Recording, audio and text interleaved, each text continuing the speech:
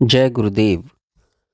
दूसरी श्रुति में विषयों के पीछे दौड़ने वालों की निंदा की गई है कि मूढ़ लोग बालकों के तुल्य बाह्य कामनाओं के पीछे पीछे जाते हैं और मृत्यु के बिछाए हुए इस विषय जाल में फंसते हैं। परंतु जो बुद्धिमान हैं वे ध्रुव नित्य अमृत तत्व को विवेक बुद्धि से जानकर यहाँ इस जगत के नश्वर भोगों की इच्छा नहीं करते अथवा नश्वर सकाम अनुष्ठानों द्वारा नित्य अमर पद की प्राप्ति की इच्छा नहीं करते। मनुष्य जिससे रूप रस गंध शब्द स्पर्श तथा मैथुन के भोगों के ज्ञान का अनुभव करता है और मन के निर्विषय हो जाने पर बचे हुए अपने निरपेक्ष ज्ञान का भी जिससे अनुभव करता है वही तो वह ब्रह्म है। चौथी श्रुति में एक दूसरे अभ्यास का वर्णन है। स्वप्नांत और जागृतांत ज्ञान को अर्थात जागने के पूर्व निद्रा खुलने के तुरंत पश्चात तथा जागृत अवस्था से नींद आने के ठीक पहले थोड़ी देर तक ज्ञान की निर्विषय अवस्था रहती है। उसको देखने वाला जो चेतन आत्मा है उस महान विभु आत्मा को चिंतन द्वारा जानकर बुद्धिमान मनुष्य शोक से पार हो जाता है। पांचवी श्रुति में तीसरा साधन बताया गया है जो इस मध्वदम आत्मनाम वेद अर्थात आनंद आवेश में जो आनंद रूपी मधु को खाता रहता है वह मध्वदम है। वह उस आत्मानंद के भोक्ता को जानता है जो जीव भाव के पीछे पृष्ठभूमि के सदृश अति निकटतम है और जो भूत भविष्य और वर्तमान तीनों कालों के ज्ञान पर प्रभुत्व कर रहा है। वही वह ब्रह्म है। उसको जानकर फिर वह मनुष्य जुगुप्सा घृणा नहीं करता, अपने को छुपाने की गुप्त रखने की लज्जा या संकोच करने की इच्छा नहीं करता अर्थात अभय एवं निशंक हो जाता है। जो मनुष्य अग्नि से पूर्व और जल से भी पूर्व उत्पन्न आत्मा को जो बुद्धि गृह में प्रवेश करके बैठा हुआ है सब प्राणियों में देखता है वह उस ब्रह्म को देखता है, वही ब्रह्म है। सातवीं श्रुति में अदिति शक्ति की उपासना का वर्णन है। दिति और अदिति दक्ष प्रजापति की दो पुत्रियां थीं जो कश्यप की स्त्रियां कही जाती हैं। दिति के पुत्र दैत्य और अदिति के आदित्य प्रमुख देवगण कहलाए। अर्थात दैत्यों में दिति शक्ति कार्य करती है जो तम स्वरूपा है और प्रकाशवती शक्ति को अदिति समझना चाहिए जो दैवी शक्ति है। दोनों से क्रमशः आसुरी और दैवी प्रवृत्तियों का उदय होता है। देह आत्मिका बुद्धि दिति शक्ति का और आत्मा बुद्धि अदिति शक्ति का फल है। पहली देह अभिमान को दृढ़ीभूत करके आत्मा के स्वरूप पर आवरण डालती है और दूसरी आवरणों का नाश करके आत्मा के आदित्य वर्ण को अनावृत करती है। आदित्य को प्राण भी कहा जाता है, जैसे आदित्यो वै प्राणः अर्थात आदित्य ही प्राण है। प्रजाओं का प्राण यह सूर्य उदय हो रहा है। सुषुम्ना नाड़ी को सूर्य द्वार कहते हैं। योग दर्शन के भुवन ज्ञानम सूर्य संयमात सूत्र के भाष्य में सूर्य पर संयम करने के लिए सूर्य द्वार पर संयम करने को कहा गया है और वाचस्पति मिश्र ने सूर्य द्वार का अनुवाद सुषुम्ना नाड़ी किया है। गायत्री आदि मंत्रों में जो सूर्यवाचक सविता पद आता है उसका संबंध भी प्राण से समझना चाहिए, क्योंकि प्राण ही सबका प्रसविता अर्थात जन्मदाता है।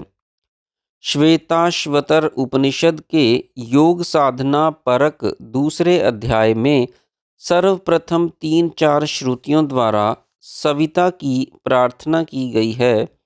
यथा हम युक्त मन सहित हों, सविता देव के अनुग्रहार्थ शक्ति कुंडलिनी देवात्म योग शक्ति की सहायता से श्रेष्ठ वर्गों की प्राप्ति के लिए। इस उपनिषद में भी योग की साधन पद्धति पर विशेष रूप से जो उपदेश किया गया है वह मृत्यु अथवा यम के मुख से कराया गया है। प्रथम वल्ली की 7वीं श्रुति में यम को वैवस्वत अर्थात सूर्य का पुत्र कहा गया है। मृत्यु को अपान का अधिदेव कहते हैं, जैसे सूर्य को प्राण का। मृत्यु मल मूत्र विसर्जन करने की शक्ति के देवता हैं।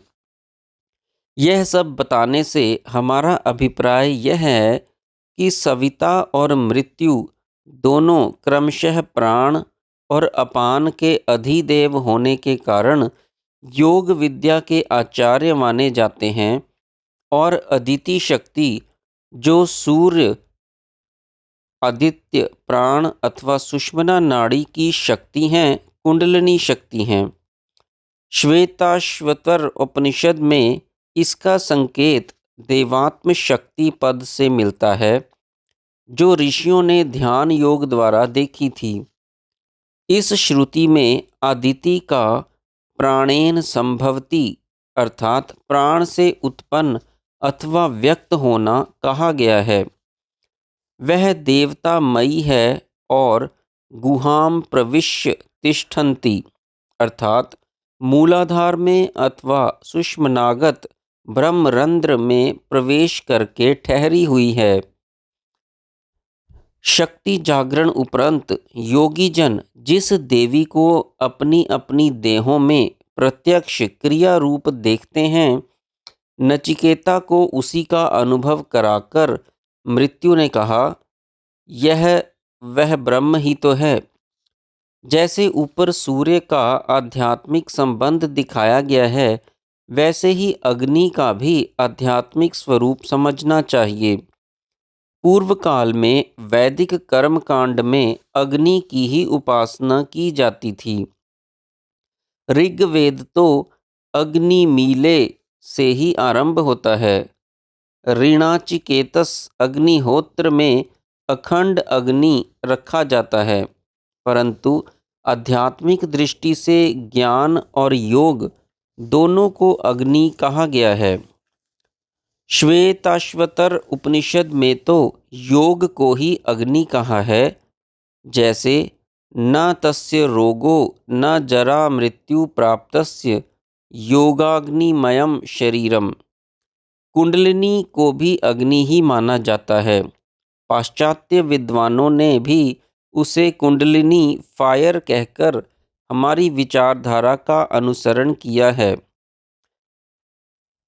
अग्ने नय सुपथा राय इत्यादि मंत्रों को इसी अर्थ में समझने से उनका मूल्य साधकों के लिए कितना बढ़ जाता है, यह साधकगण स्वयं देख सकते हैं।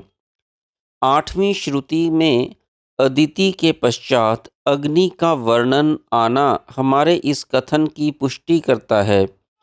श्रुति का अर्थ इस प्रकार है, जो जातवेता अग्नि दोनों अरणियों में छिपा रहता है,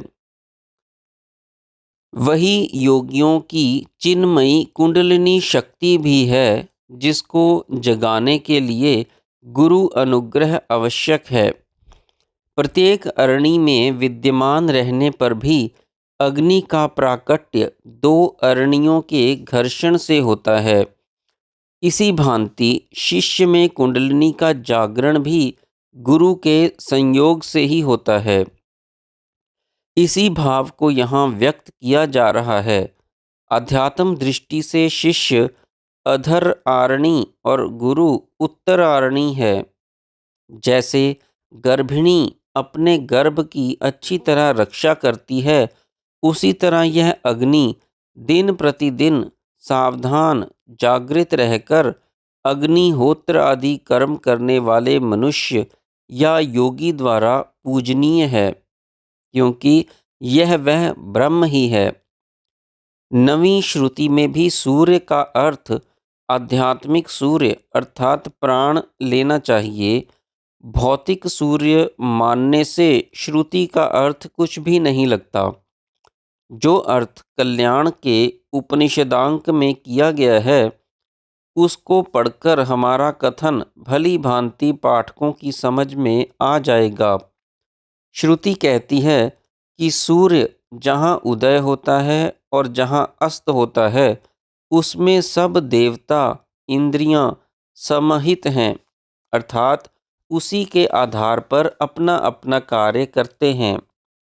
उसका अतिक्रमण होने से उनमें से कोई देवता इंद्रिय नहीं रह सकता। एतद्वै तत्, यह वह ब्रह्म ही है। जय गुरुदेव।